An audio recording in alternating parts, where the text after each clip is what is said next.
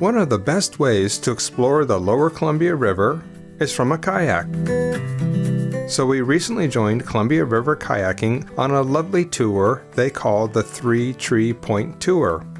We met up with company co-owner Andrew Imlin and his son Connor at their headquarters in Skamokawa, Washington, and got outfitted for a 6 to 7 mile loop that heads downriver around Fitzpatrick Island, then back upstream along the river's shoreline.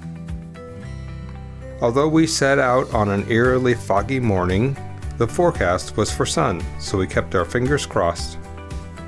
In addition to beautiful scenery, one of the things that makes this a delightful tour is that Columbia River Kayaking times your outing so you ride the current and tide downstream.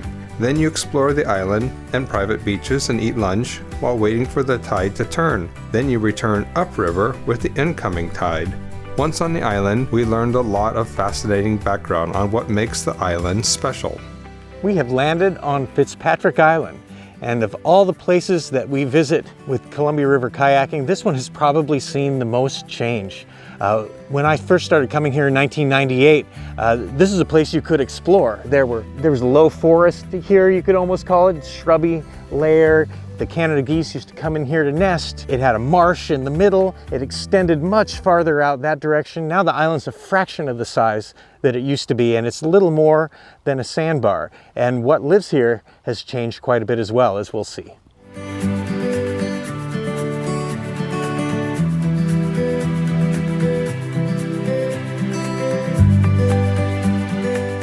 Behind me you can see the range marker tower that's filled with nesting double-crested cormorants. Again, this has changed over the years. 20 years ago, there was a single nest on the top. It was an osprey nest. In 1989, cormorants started nesting on nearby East Sand Island, and it quickly became one of the largest colonies in the world with 28,000 nests. Some people expressed concern about cormorants eating young salmon in the river, so the Army Corps of Engineers started a controversial program to kill cormorants at the colony. As a result, the cormorants scattered widely and started new colonies on towers like this.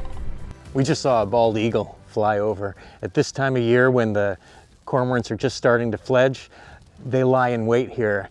And when that fledgling makes his first flight out, it's often the last flight. And we've seen as many as 9 bald eagles all lined up on the spit just beyond the tower here, with 1 or 2 tearing apart an unfortunate fledgling cormorant. After exploring Fitzpatrick Island, we launched the kayaks again and crossed the shipping channel back over to the shoreline.